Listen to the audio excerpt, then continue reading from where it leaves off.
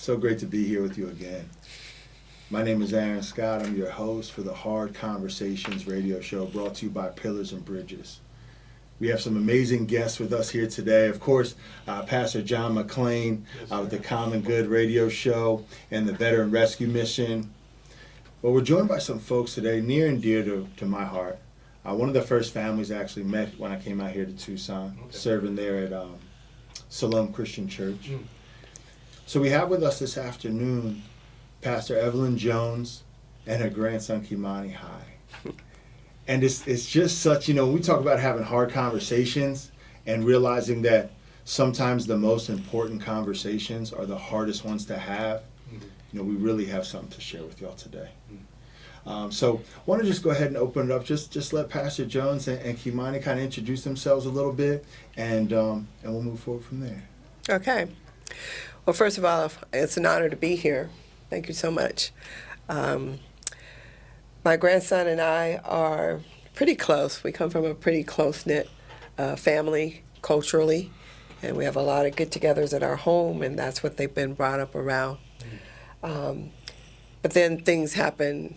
Life happens, and that's what happened to him when he was about 3 months old. He doesn't remember, but a tragedy happened, and that's kind of why we're here today.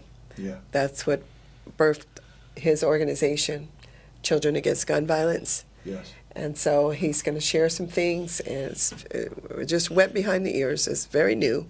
That's all right. But they've done, him and his cousin, Giselle, they've done some really horrific things in the neighborhood, just honorable things, going door to door and speaking to residents, our neighbors, who really appreciate the fact that they were there doing skin to skin, like meeting them, shaking their hands and things.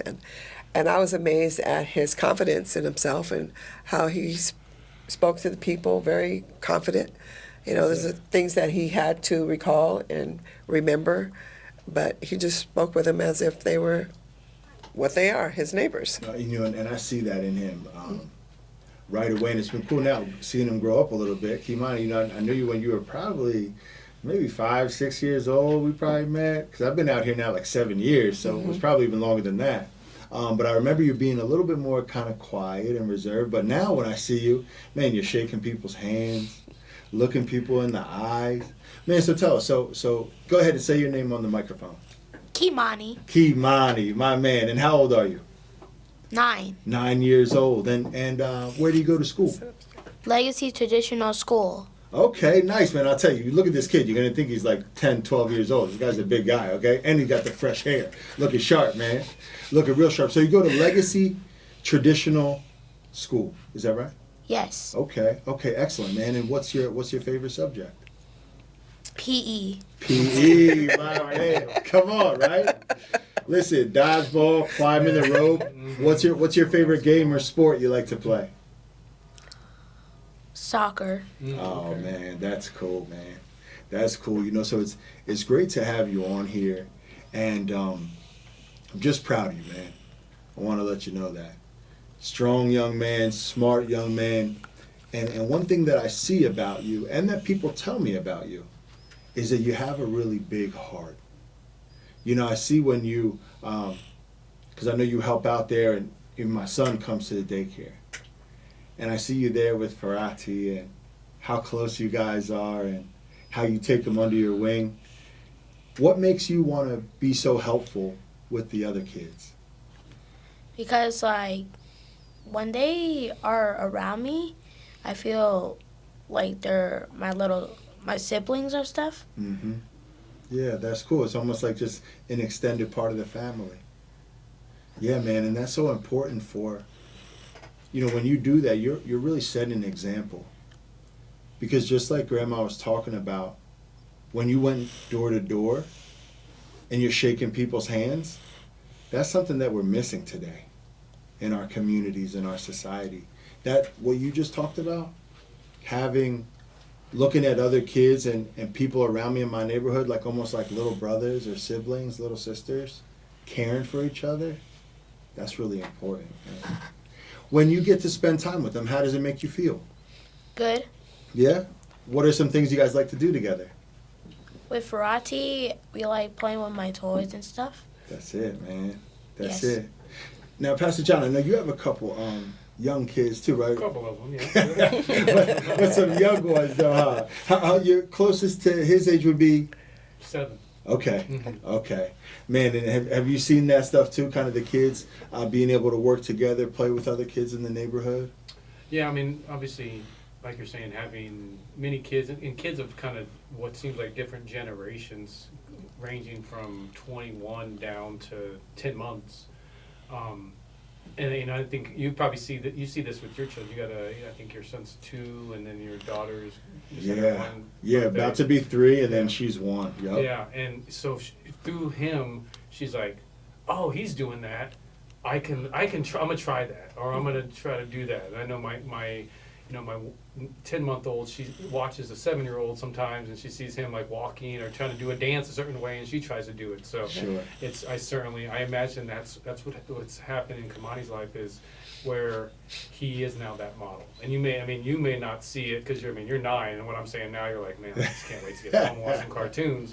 But the people that are 8, 7, 6, 5, 4, even people that are your age, maybe even a little bit older than you, they're looking at what you're doing, and they're seeing your model, and they're going, oh, maybe I can try that, or maybe I can do that because he was brave enough to do it. I see him; he's doing it. Why can't I do it? Exactly. So you really are. You're setting an example, and I know, again, to say that to a 9-year-old, I can see in your eyes. It doesn't completely register, but one day you'll listen to this back and you'll say, man, I'm glad that I really got started at a young age to be a leader in my community, because one day I'm going to have a legacy similar to Martin Luther King, because I studied his guidance, and my grandma put me on that path, because she, at one time, that was her goal, and I fulfilled a dream not only that she had, that the legacies before me have, but now a dream that I have.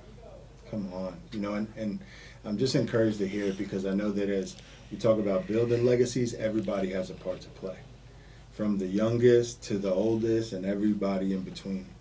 But John, you started to say something there about how, Grandma kind of saw something that had a dream, and realized that there's an opportunity, even though we went through some life situations, and I know our listeners know exactly what that's all about, because we all have a story. Right. But what was it when you started to see some things going on in your family and in your life that made you guys want to put together this organization? Well, I can only speak for myself, but as a grandmother, you look at your children, but then you look at your grandchildren. I looked at the culture in our community and all the things that are happening and things that were missing. I didn't want those to, dissipate. I wanted those to continue.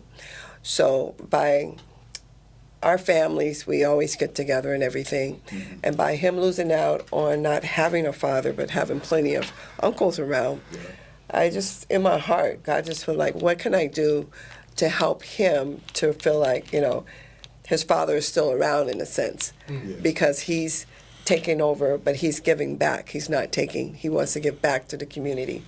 And his heart is set in that direction ever since he was a baby. He's just always been so joyful. And so when I speak to Kymani, he listens and he responds, but sometimes he's not totally listening to what I'm asking him to do, because sometimes it's just over his head. And like right now, like you said, he's not taking it all in, but the environment, the excellence, people that are around him, that's soaking in. And one day he's going to realize that, hey, I am a leader. My grandma instilled these things in me. She put me in an environment. She put me around people that are successful, people that want to make a change in the world. And there's no change without a change. So when I said, okay, so what can I do to help him? Like, what can we do to help him? So we put his heart to the problem, the situation, and Kymani's organization was birthed out of that.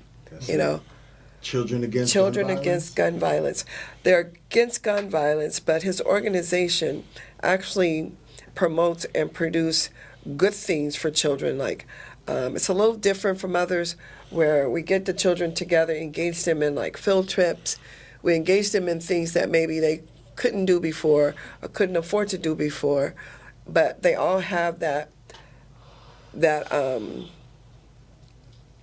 togetherness of what Yeah. happened to them that brought them together. It was Sure. a bad situation, but we're turning it into something good. Amen. And he's going to lead it. You know, he's Yeah. going to meet different children from different states. We want to be able to travel. We want to be able to just, have events and things where kids actually, they stayed children, but they begin to grow in an area of prosperity I love that. of mankind, I love of that. reaching out to another child, not because we're having fun, but because of what happened to us.